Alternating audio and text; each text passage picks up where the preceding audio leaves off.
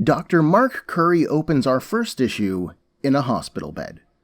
It's about 5:30 in the morning, his narration tells us, and work at the Bellevue Hospital Center in New York City has finally slowed down enough that he can catch some sleep. Mark is somewhere between his mid-20s to early 30s, with short dark hair, thick eyebrows, a thin frame, and light brown skin. Mark lies down in an unoccupied hospital bed, and thankfully sleeps. But his dreams are not restful. In them, he has been taken prisoner. We, meaning the camera, moves behind his dream self's eyes, as if we were the ones captured. Two burly armed creatures hold our, or rather his, Mark's, arms. Both of them are dressed in drab gray-green cloths, and both of them are monstrous in their appearance. One of their faces is a mass of writhing tentacles, with a yellow eye peering out at Mark. The second one has a more angular face, with broken, irregular teeth inside of its jaw, but no nose. Tentacle Face tells Mark that his speed won't help him now. In the distance behind the monsters lies a vast landscape. We can just barely see it. Geometric shapes give form to a structure of some kind, like a South American pyramid, massive and imposing. From above, a man's voice orders the monsters to let him go. A superhuman figure hangs in the sky. He is male, well-built, of course, with short blonde hair. Red knee-high boots run up his leg just over the knee, complementing his blue pants. A similarly colored tunic and gloves cover the rest of him, with a series of red circles around his neck connected by a thin red line. Red and orange energy pours from this being's eye, consuming the area around him, blotting out his pupils, crackling in the air. He sneers, telling the monsters to let him go. Again, but quietly now. Tentacle Face scoffs at the demand. They are the rulers of the earth. Why should they listen to him? The superhuman spreads his arms. The rulers of earth? He says with a sigh. Poor deviants. The real rulers have returned. We turn the page into a 2-page spread, and whoa. In the foreground of the spread, the superhuman figure grabs Mark, who appears to be wearing some kind of red and white armor with a helmet on, and lifts him away from his captors. Dozens of deviants, each one's form drastically different from the next, reels back as they take in the scene that now looms in the background. Because there are 3 massive figures there that tower over them all. These alien beings appear to be made of stone or metal, and their humanoid forms are decorated with geometric shapes. We've got lots of squares and rectangles and zigzag designs. Their heads are perhaps the most inhuman part of them, bearing no resemblance to humanity at all. One of their heads is a squat cylinder with what appears to be a lined window along the bottom of it, with pink-red energy crackling inside. A series of horizontal slits, stacked in rows of 4, encircle the upper portion of that being's head. Angular tubes jut out from a seemingly random location, bent at a strange angle, and then it connects back to another part of the head or the creature's armor. Like the deviants, each of these beings is utterly unique, similar only in their basic shape. Suddenly, Mark Curry splashes water on his face in the men's room. He had managed to get some sleep, he narrates, on the day that his life ended. Mark pulls out his cell phone and checks his messages. His girlfriend is now his ex-girlfriend. Oh, and she is also taking the cat. The only voicemail he has is from his student loan company, telling him to give them a call. Great. The door to the bathroom swings in, admitting another person. This guy is tall, handsome, with medium-length blonde hair and a 5 o'clock shadow along his jawline. He's dressed in a button-up shirt, jeans, and a brown overcoat, and his eyes are orange. He looks at Mark, asking if he is Dr. Mark Curry. Mark replies that he isn't a doctor, actually. That's my bad. I thought he was a doctor, but yeah, sure, yeah, he's Mark Curry. Excellent. The man smiles. What if I told you that you were an immortal being, were indestructible, and that you were put here on the earth by an alien life form in order to safeguard all of human life? Oh, and that you had lost your memory of all of that stuff, but that you also have superpowers and are 500,000 years old. Mark puts away his phone. Well, he starts, I'd say that I don't need a religion. I'd say that I'm too tired to be polite about this, so then I would call you crazy, and then I'd say GTFO before I call security. Because, of the crazy thing? And then he walks out of the restroom. The man sighs, watching as Mark leaves. Yeah, he says to himself. I thought you'd say that. Mark moves down the hallway, but then he stops. That encounter has wiped away any lingering thoughts that he had from his dream, but he's still unsettled. He could swear that he has seen those golden eyes before. My name is Ben, and this is Comic Book Breakdown episode 17.1, Eternals Volume 3, Forgotten, but Not Gone.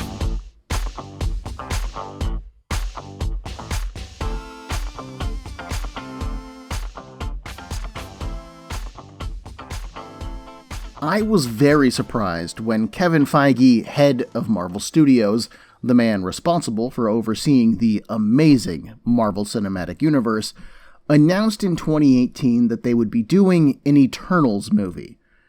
Most of Marvel's movies make some degree of sense to me. Even a previously unknown by the masses concept like the Guardians of the Galaxy had been a pretty successful comic once before. The original run of Guardians ran for 62 issues from 1990 to 1995, and that's a pretty amazing run. Even the more recent interpretations have gotten a few years under their belt before either being cancelled or being rebooted. But the Eternals? The original volume of Eternals only lasted for 19 issues back in 1976. Volume 2, launched nearly 10 years later in 1985, only ran for 12 issues before it ended. Out of all of Marvel's characters and stories and ideas, what in the name of Jack Kirby's pencils made them think that this was an idea worth presenting to the viewing public? I had no idea.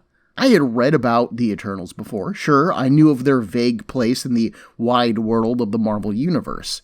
I had met a few of their characters, like Cersei during the Avengers/X-Men crossover Blood Ties, or Athena in Heroes for Hire Volume 2, but none of that really sold me on who they were as a group, as a species, and none of it really taught me much about their entire race overall.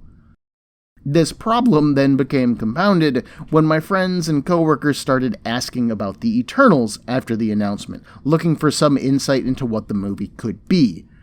I won't lie, I love being a living resource on the Marvel Universe. I mean, I have vaguely dedicated my life to studying that universe. And yet, here in this area, I have to admit, I was deficient. And that just wouldn't stand. My search for insight didn't take me all the way back to the beginning, though, like it normally would. While the first volume was drawn by the king of comics himself, Jack Kirby, I am not the biggest fan of his artwork, and I am definitely not a fan of his writing. The second volume looked equally dated, except that it lacked even the pizzazz that Kirby's artwork had, which, I'll admit, is a selling point for the OG volume, even if I'm not a fan of it. No, instead I turned my attention to 2006's Volume 3, written by Neil Gaiman, penciled by John Romita Jr., inked by Danny Miki and Tim Townsend, with colors by Matt Hollingsworth, Dean White, and Paul Mounts. While I had originally ignored this run back in 2006 when it was first published, I had kept my eye on it. There are elements of this run that affected then prevalent Uncanny X-Men issues at the time, but I mostly paid attention because of its creative team. While Romita Jr., again, isn't a personal fave, especially these days, he is an amazing artist in general. His figures tend to be very square and blocky, which lends itself well to drawing superheroes, and especially well to the geometric shapes that Jack Kirby used so much in his designs of things like the Eternals and other ideas. Romita Jr. is a consummate professional as well. He is fast, he is versatile, and a well-known name amongst comic fans. He is, honestly, a really good pick for this book. But, I won't lie, it was really the inclusion of Neil Gaiman that got my attention. Gaiman is an English author, best known in comic circles as the author of the legendary comic that I haven't read, The Sandman. He is perhaps better known for the films that are based on some of his other works, movies like Stardust, Coraline, or the Amazon show American Gods. He has written 12 novels, 16 children's books, a variety of entries for poetry collections or anthologies, and, of course, other comic books. Although, like I said, Sandman is the biggest deal out of them. Of those comics, Gaiman has only ever written 2 books for Marvel. One of those books was called 1602, and then this particular volume of Eternals. So if there was ever going to be a volume of Eternals that I would get, it would be this one, and I was determined to get it before the movie made prices skyrocket. Right off the bat, Gaiman gives us an excellent opening here. Making Mark a doctor, an extern, which is a term that I had never heard before, immediately causes us to sympathize with him. We assume that healers are good people, or at least that they want to help people, and we like that as a species. However, we also see that things aren't easy for him. His job is exhausting, his girlfriend is out, he is down a cat, which is the greatest crime of them all, and he is buried in student debt. Basically, we're being shown that he is a normal, unexceptional, run-of-the-mill person. This is a classic move by Marvel, showcasing that their character is a person with problems and flaws before even getting into the superheroics. This is some classic Peter Parkering going on here. But we also get a hint of that weird superheroic stuff. If the fact that this is a Marvel comic hadn't already tipped you off to the fact that something strange was going to happen, then wow. Because, they are telegraphing that no swearing so hard that you can read these pages from the moon. We don't have any context for Mark's dream yet, or any knowledge of how Mark got from that situation. Remember, he is dreaming of being there, to his now existence in the modern society. I don't mind not knowing that yet. There's a nice mystery that we're going to get to explore in this story as we move forward, and I'm cool with that. The inclusion of the golden-eyed stranger, who looks a lot like the superhuman from Mark's dream, indicates that we're going to be learning more quickly. Gaiman doesn't even try to play coy with the idea that Mark is more than he seems, so new readers get an interesting, fairly fast-paced introduction, while long-term readers who have maybe read some previous volumes of the Eternals can see the connective tissues here really quickly. It's a win-win for everyone. Mark's shift finally ends, and he goes home to his apartment. Sure enough, his girlfriend is gone, the cat is gone, and look at that, he has got a speeding ticket to pay. Even worse, there is absolutely nothing on the TV at the moment. Oh, man, don't I know that feeling. We then cut to the TV screen. An old professor-type guy looks at a pair of preteen girls in a school setting. "He went to the school dance dressed as a chicken? That's crazy," he says. "No," the blonde girl says. "That's just so Sprite." And cue the laugh track. The title card for It's Just So Sprite plays as the Tweenie channel goes to a commercial. But you can stay tuned for more information about how to get tickets for Sprite's concert at the Hollywood Bowl. We find Mark on his couch with dark sunglasses on, one leg resting on the coffee table. He wants to sleep. He needs to sleep. But he's also reached that point where he is so tired that he just isn't tired anymore. When he hears a tapping on the window, his first thought is that it's just the cat wanting back in. Mark lifts the blinds almost automatically, only remembering that the cat is gone as he does it. On the fire escape is the golden-eyed man from earlier. He introduces himself as Ike Harris, and, well, has Mark ever considered the origins of intelligent life on the planet? You know, that super casual conversation starter that all of us use when we're talking to someone we just met. Mark's first thought is whether or not he has something that he can use as a weapon. But instead, he answers Ike's question. No, not really. Bye. Ike kneels down, bringing him eye level with Mark through the window.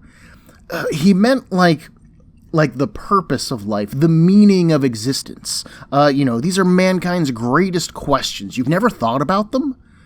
A bunch of chemicals bumped against each other in a primordial soup, got struck by lightning, and started replicating, Mark answers. Repeat that process for thousands of years, and voila, humans at some point. Now please leave me alone, strange man. Ike smiles. Well, he has to admit that he doesn't know about any of that stuff. To be fair, that was before their time. But human life, intelligent life, that's what he's asking about. That's what he means. Mark finally tells Ike off. Look, he doesn't need this nutso-religious stuff. He's tired, he has a gun, and if he sees Ike again, he's gonna call the cops. Just, come on, man, just leave me alone.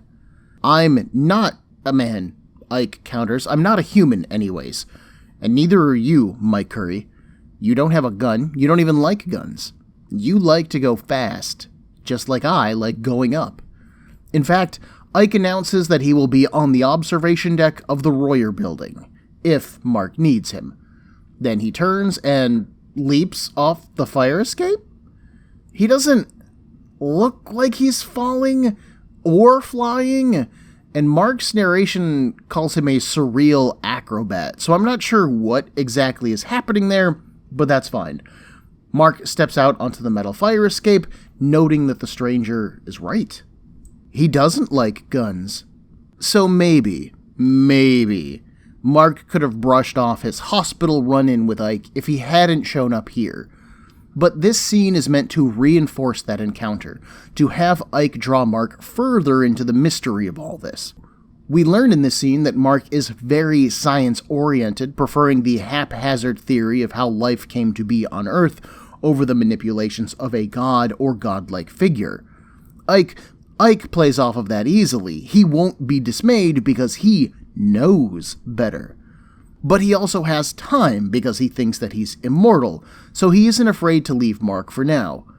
Again, I'm not sure in what manner he leaves this scene. Romita's artwork doesn't really elaborate much, and that is legitimately frustrating. But Ike either spied on Mark, or he knows more about Mark than he should as a complete stranger. He not only knew Mark's full name, where he lived, and that he didn't like guns. To be fair, that last bit could just be a shot in the dark, but then he also says that Mark likes to go fast. And when Mark settled down for his hospital nap, he told us that he hoped to dream of driving a Lamborghini. And when Mark came home, he had a new speeding ticket. So, if Mark does like to go fast, maybe he doesn't like guns, maybe Ike is onto something. Or he's a really good spy. The comic then moves to another apartment, where a buzzing doorbell summons a black woman out of bed. Wrapped in a blanket, Abigail growls as she answers the door. The second that the door opens, an attractive white woman bursts into the apartment. Her long, banged black hair reaches her middle back, but she has two long strands that are kept in the front by her shoulders.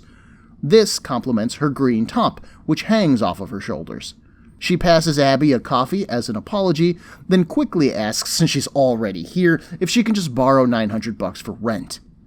"Hello to you too, Cersei," Abigail says tiredly, and she must not have liked that coffee, or maybe she just needs more upon hearing the request, because she gets to work putting a tea kettle on as Cersei continues to talk. Cersei, by the way, is spelled S-E-R-S-I, if that helps in your head at all. She explains, her landlord is really coming down on her now, like he has been hiding in even the stairwell to harass her upon coming home. When Abigail suggests that her friend get a job, Cersei replies that she actually has a job. That's how she can afford to borrow the rent money, because now she can actually pay Abby back. She was fired from the bookstore, though, Abby says, and instigating flash mobs isn't a paying job. But, you know the interview that Cersei did for Salon.com? Well, she mentioned her website, partiesbycersei.com, and then got Todd, who likes her, to put up a website after the fact. Abby interrupts. Todd with the lip ring? No, Todd with the banana splits tattoo, Cersei replies. Abby's eyes go wide. That Todd is gay. He's mostly gay, Cersei says, and besides, he likes her. So anyways, he set up the site and he's going to do a Google bomb. That way, anyone who searches for parties in New York City will find her as the top result. Thus, she has a job, then she will get paid, and thus she can borrow the money, right? Besides, if she got kicked out of her place, Cersei would just spend even more time here, eating all of Abby's food and stealing her boyfriend, again, and then Abby would kick her out and she would die on the streets. Abby would then have to set up a charity in her honor or join a covenant to repent or something, and either of those options would cost Abby more than $900, so come on, girl! Abigail finally breaks. Okay, just stop. Fine. When is she going to get paid back? Cersei's phone suddenly rings. After a very brief exchange, she hangs up the phone. Hey, Abby, can I borrow your green dress? She asks. The nice one? I need to look professional. Abigail digs it out of her laundry and asks why. Turns out that the Voroshiken embassy emailed her website, and she has a meeting to go to. If they happen to call Abby, though, could she tell them that she was very impressed by Parties by Cersei's last shindig that they threw for her? That would be so cool of her. Oh, and one last thing. Where is Voroshiken? So, that's Cersei. And yes, she is the character that we will be continuing to follow from here on. She is selfish, self-absorbed, beautiful, confident for no reason, and somehow she's charming. As demonstrated by the story that she tells Abby and her relationship with Abigail, we can see that people just seem to like her. She's just one of those people that you hate to love because you just can't bring yourself to say no to them. And $900 for rent? That's all? I thought that New York City was expensive, like I pay more than that in rent. Huh. That night, a powerful rainstorm sweeps over New York City. We do, indeed, find Ike Harris atop the Royer building. Lightning flashes, casting him in sharp relief, and Ike's mind drifts to the past. A woman's voice, who is identified as Thena, calls him Icarus, spelled Ikaris, and comments on them being in a high place, a cold place, once again. Icarus, dressed in the red and blue costume that we saw in Mark's dream, says that their people like high places. Them finding high, cold places is like a rabbit running to a burrow or the deep abyss to a giant squid. It's just their nature. Thena, who is dressed in skin-tight golden armor, wielding some kind of staff, asks Icarus if he's ever wondered about why that is their nature. They then discuss the matter for about a page of the comic. Icarus says that the cold is bracing, which helps them think more efficiently. The thin, cold air keeps the other creatures away as well. Thena says that those creatures have been built for warmer climes. They have been changing over times. So why are they built for the colder times? Because that's their nature, Icarus pushes. But the other animals evolved into their nature, Thena says. Seals live in the water, yes, but their ancestors walked on land like sea otters. They evolved into seals, so why are they, the Eternals, the way that they are? How did they come to be this way? She tells him gently that he is a sweet man and a good lover, but he is not a thinker. In the modern day, two squat, wide men in suits stand on the roof beneath Ike. The shorter of the two asks if he's named Ike Harris. When Ike responds with yes, why, the short man tells the other one to get him. The big man grabs Ike's coat, pulls him off of his perch, and then he starts to beat him. Ike tries to fight back, and it's been pretty heavily hinted that Ike is actually Icarus, and so he should have superpowers, but he doesn't display them here at all, and he does not do very well at all. The two men actually manage to throw Ike off of the roof, but he lands in a net that has been affixed to the side of the building. He is surprised by this, and then he is surprised even more when the small man tosses a red grenade-like item down next to him. It beeps once, and then it explodes. This is where the story starts to lose me a bit. Because here's the thing. The story that we're being presented with is that a seemingly crazy guy thinks that he is a cosmic superhero godlike figure, and that Mark Curry is one too. Gaiman has actually presented us with evidence of this. We've got Mark's dream, where we saw Ike before even getting to meet him, and now Ike knows more about Mark than a stranger should. Plus, we go into Ike's head and see that he has memories of being a cosmic superhero godlike figure.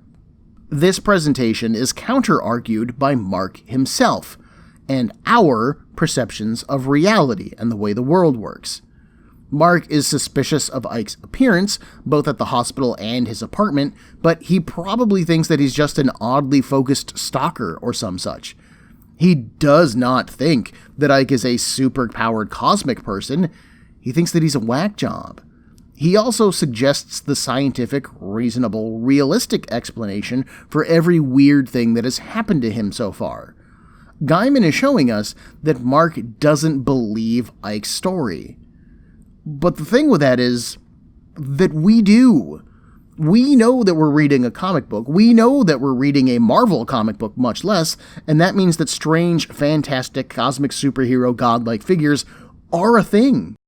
When Ike tells us his story, when we see his flashback, we believe that he is telling the truth, and so that means that Mark is in denial.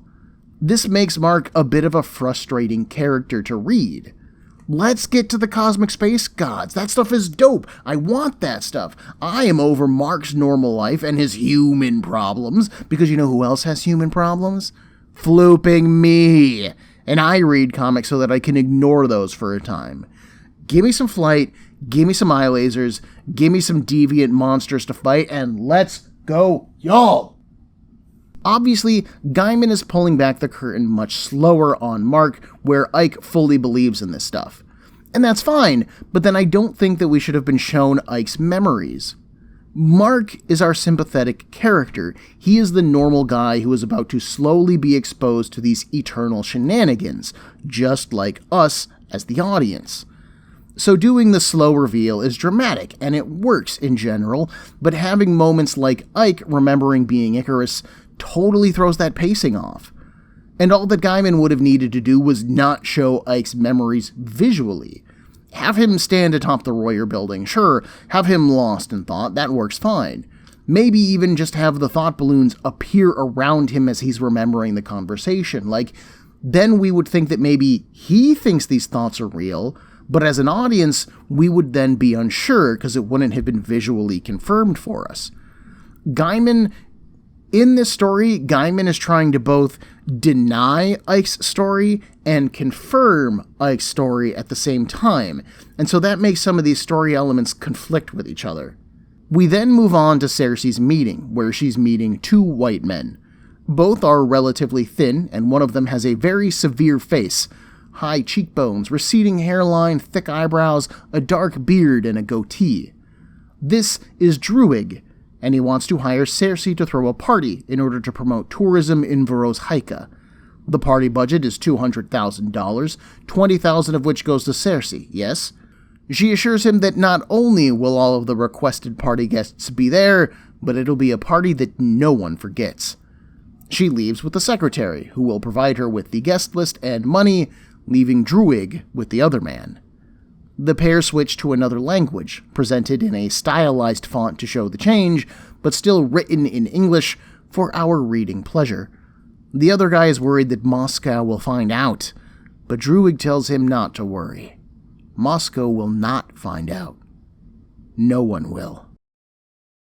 So our charming fool Cersei has been hired by some suspicious Russian-connected dude named Druig to throw a party. Sounds fun. Mark Curry heads into his night shift, but he finds the place swamped with reporters and TV crews. He asks another worker what's going on, and she says that there was some sort of terrorist bombing at Royer Tower. There's a single survivor, and Mark stops her there.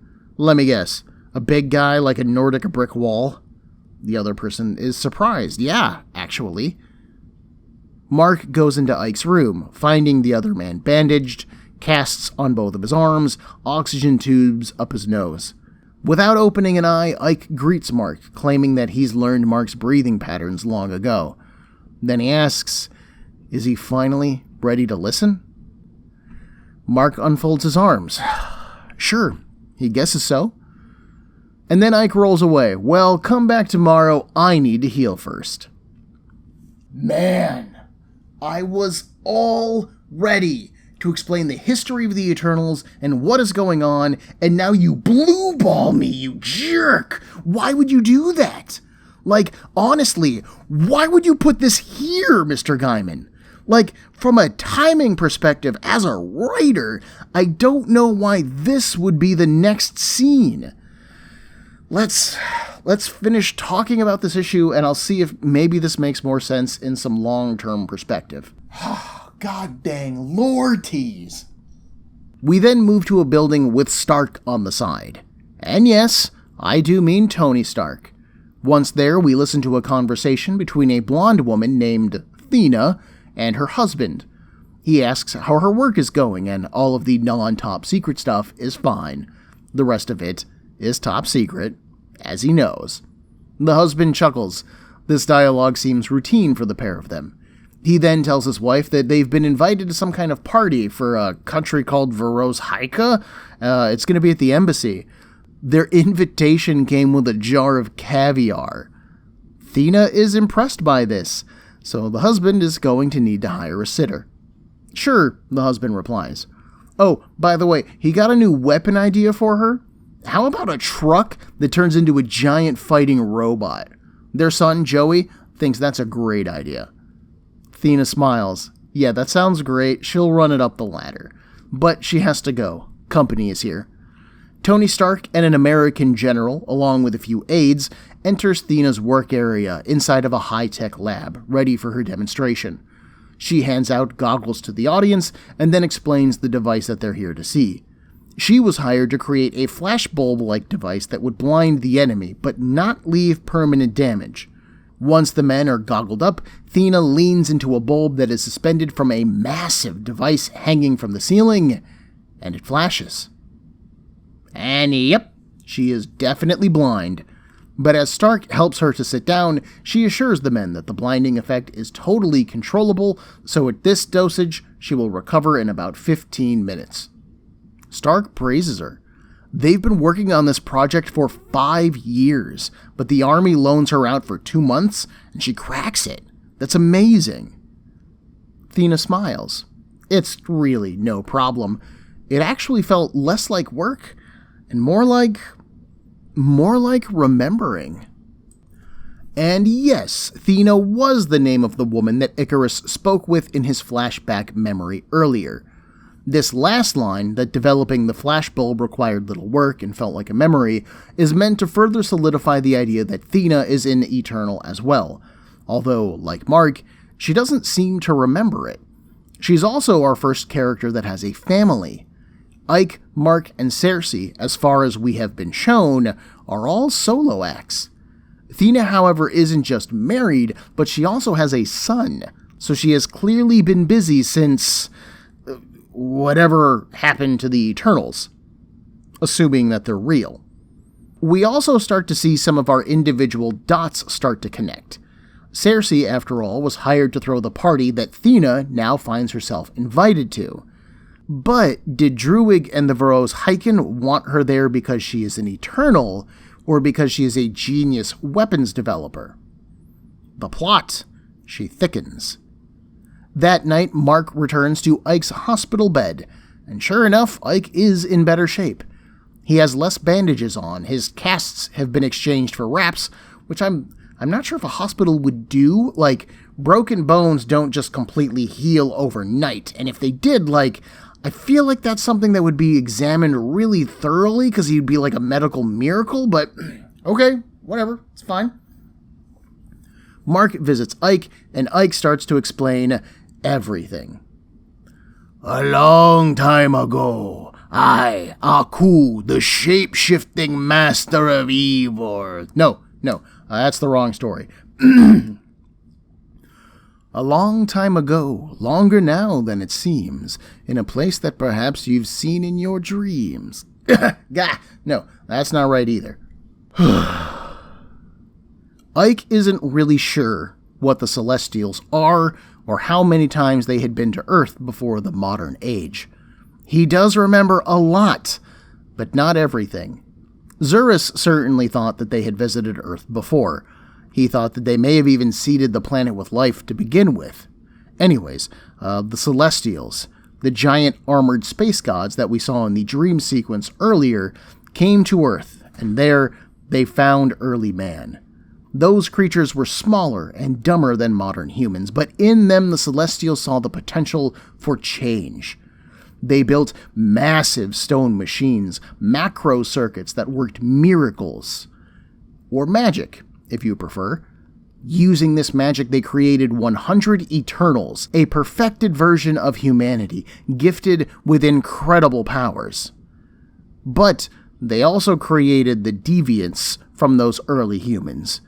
Each deviant is a species unto themselves, each one completely unique, freakishly so. But they bred, and they did it well, soon numbering in the millions. Early man quickly fell under their control, and this caused the deviants to get greedy.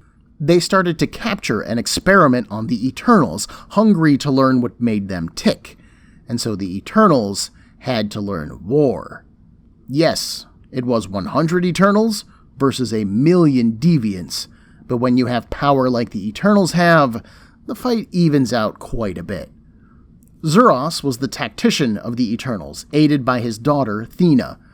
We see other Eternals in combat, like Icarus's cousin, Druig, Cersei, who is separating a deviant into meaty chunks with her mind. Ugh. And we also see Makari, Makkari, the red and white armored figure that Mark Curry was in his dream. Yes, they fought, and they fought well. But eventually they came to realize that this wasn't a war that they could win. Until they summoned the Celestials. The space giants returned to Earth, an act that is referred to as the Second Horde, and they annihilated the deviants. Within days, the deviant nation was sunk beneath the waves of the Pacific Ocean. They did survive, but their numbers have never recovered. Freed of the deviants' rule, humanity began to flourish. The Eternals became their shepherds, giving them fire, teaching them how to farm, how to work metal, how to write. Humanity came to think of the Eternals as gods. Makkari, who gave the Egyptians writing, was once called Osiris, and anyone familiar with the story of Odysseus knows of the witch Circe, although the Marvel version's name is spelled quite different. 30 years ago, though, the Celestials returned to Earth once more, this time to judge humanity. This was the Third Horde, and this is where Icarus's memory starts to get a little fuzzy. Clearly, humanity passed the judgment, because they still exist.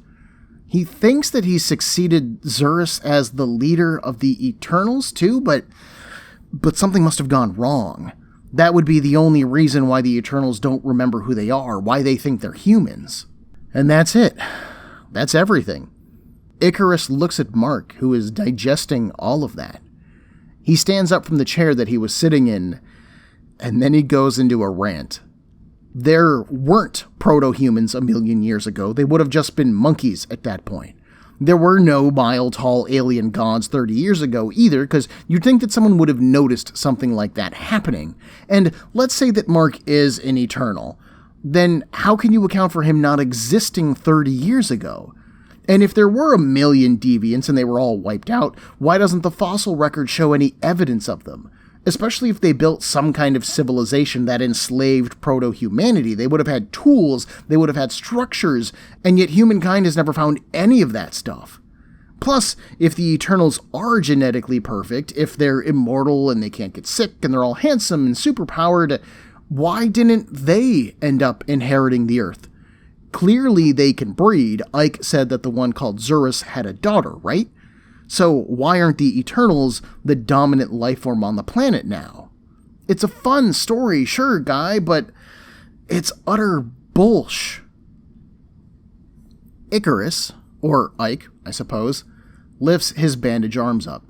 You know, he is almost totally healed after being blown up and falling from the top of a building. How can Mark explain that if his story is false? Mark smiles ruefully. Look, if Spider-Man told Mark that he got his powers after reading Chariot of the Gods, then he would think that he was crazy too. It's a weird world, man, and there are any number of ways that someone can get superpowers these days. And then he leaves. Visually, this is one of the best portions of this issue. Romita Jr. Celestials are gigantic, imposing monoliths. They look great. The deviants are all monstrous and cruel looking. The war scenes are brutal and ugly. There's a 2-page spread of the Celestials destroying the deviant homeland of Lemuria, and one of them is like sucking up deviants into its fingers, and it's just, you know, I'm imagining that happening to us now, and it terrifies me. There is no way that the deviants could have stood against these beings, and that is just so frightening. But it's also gorgeous. I love this 2-page spread. I love Mark's sense of disbelief here as well.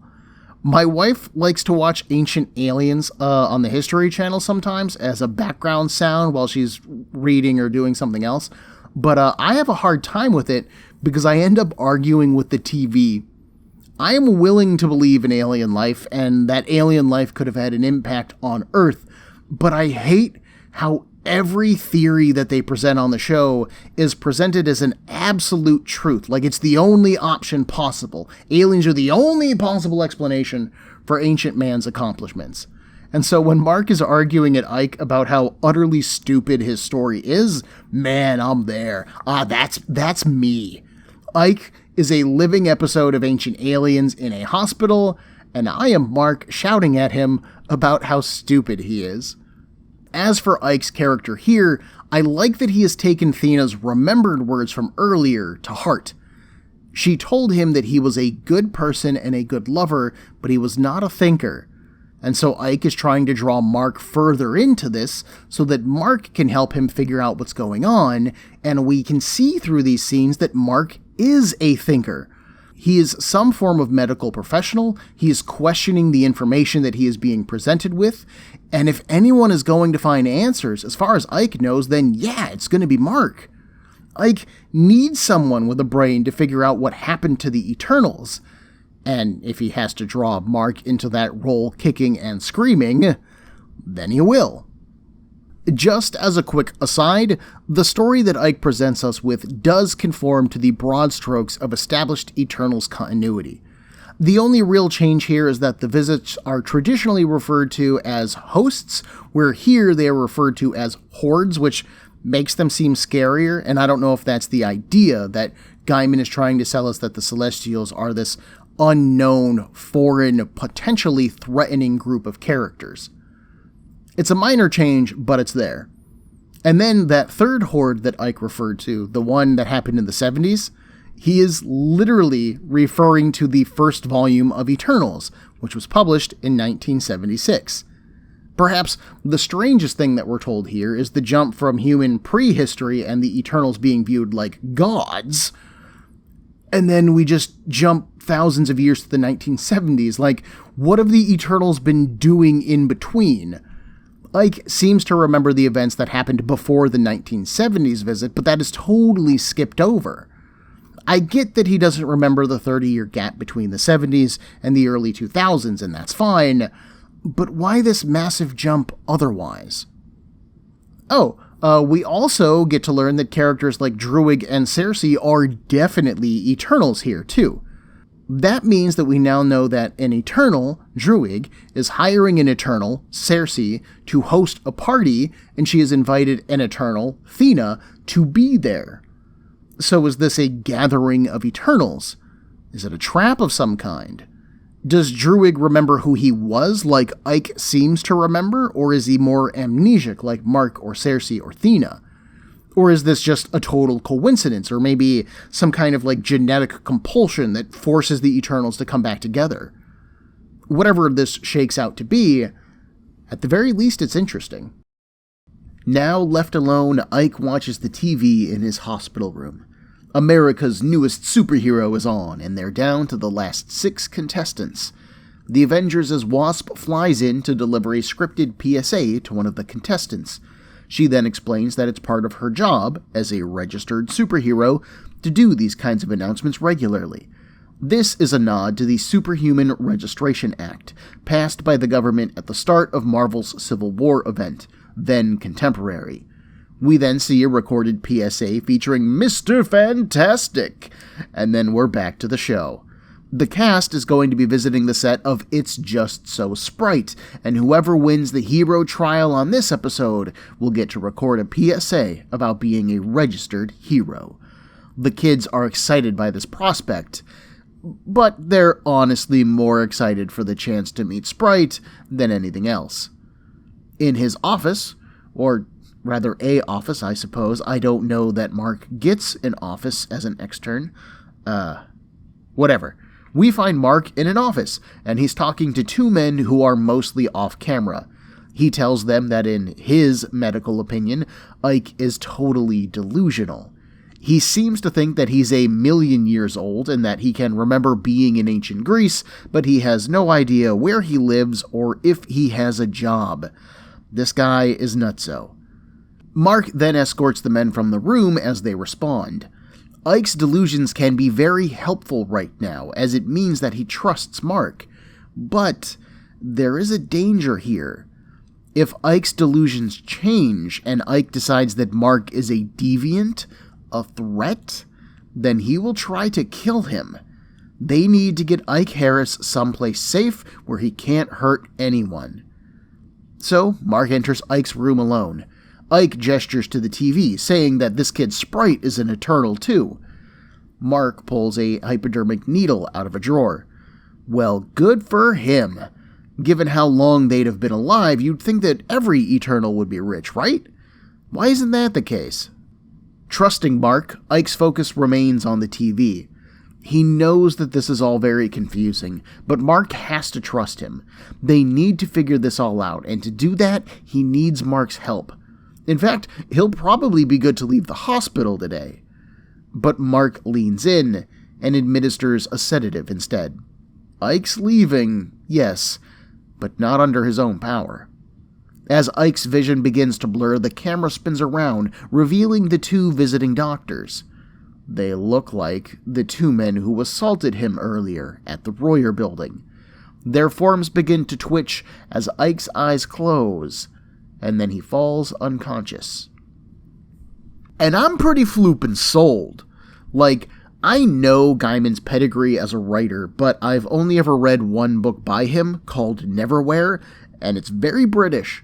It wasn't a bad read at all, but it was very singular, very standalone, and the Eternals aren't. They're part of the Marvel Universe. They have a history, and I wasn't sure how well Gaiman was going to balance those elements with this reintroduction. And to be fair, right now things are still fairly standalone. Sure, we have seen Tony Stark and we have had Spider-Man get name-dropped, but the superhero parts of the Marvel Universe have really stayed out of this story so far. A more complete integration is still to come, but we also have 6 more issues to read, so that's fine.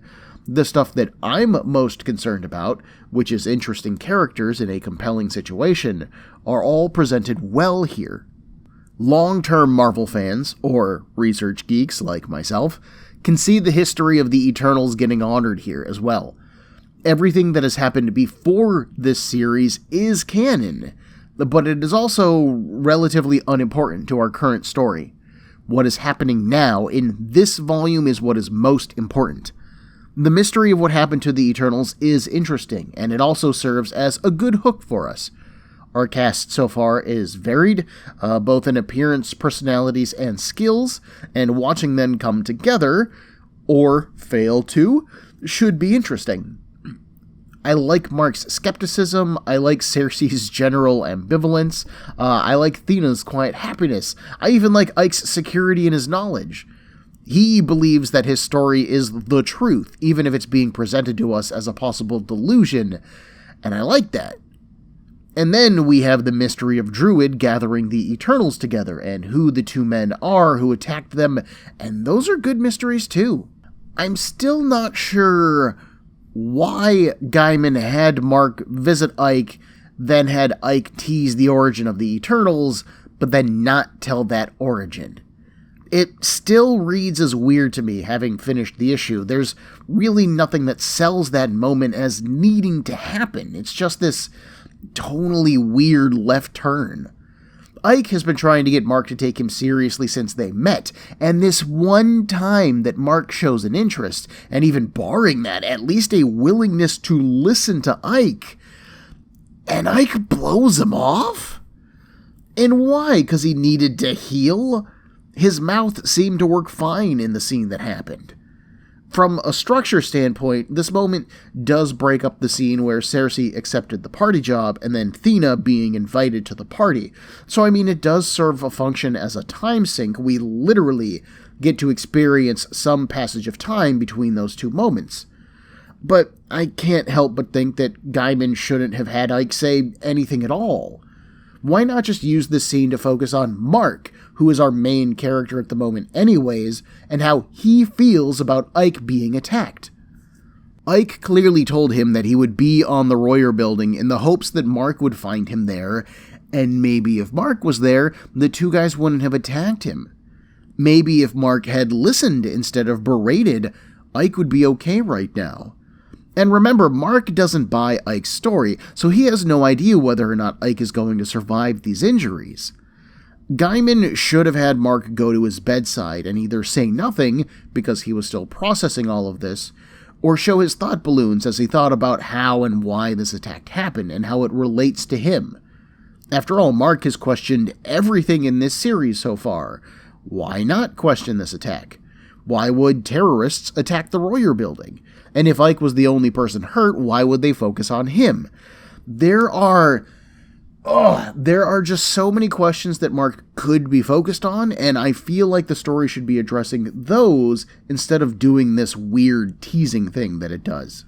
And this is also a really long rant about a page-long scene in an otherwise excellent comic. I do think there are some story balance issues in this. Like I said, Gaiman is on the one hand telling us that the Eternals are real, and on the other hand is that he's telling us they're fake, and it may be Ike's crazy. Gaiman also does a lot of quick cuts between scenes. There's no establishing information or expository dialogue to help smooth these jumps or changes in time over. It's just jump, jump, jump, jump, jump, which adds a little too fast of a pace for me, because instead of taking my time and kind of sinking into each moment, I'm just going, oh, I'm at a meeting with Cersei, with Druid, oh my gosh, oh, and now I'm at a hospital and Ike's been blown up, oh, now I'm over at Stark Unlimited, oh, what's going on? It's just very fast. This still isn't a huge thing. It's a little disconcerting for me, having grown up reading comics in the 90s, where there's a lot more work put into, like, setting the scene. How does this character feel going into this scene? What background knowledge do you need to know to understand the context here? Which obviously is less important for the Eternals, because they're being rebooted here, but still, it's just a little weird for me. Overall, as an opening issue and a general introduction to these characters and ideas, I think that this issue works really well. Like, if you were going to pitch me Eternals the TV series, this, as your opening episode, would not be a bad episode. We are currently hitting the hour mark, so I'm going to cut this episode here. Right here. Yeah, that's nice. We've covered a lot of ground in this episode, and I've written up issue 2 already, but it's also another 20 minutes, so yeah, I'm gonna shift that baby into episode 2. That means that next week, the Eternals, or A group of perfectly normal people who have nothing in common attend a party, come for the fancy dresses, alcoholic drinks, and famous people, flee because of the kidnapping and murder. Join me in a week for Comic Book Breakdown, episode 17.2, Eternals Volume 3. Weren't you an Avenger? Everyone, there are a million podcasts vying for your time and attention, and I'd like to thank you for listening to mine. If you would like to get in touch with me, to share a concern, request a series, compliment me, berate me, whatever you like, send me an email at cbbreakdown@gmail.com. Otherwise, thanks for listening.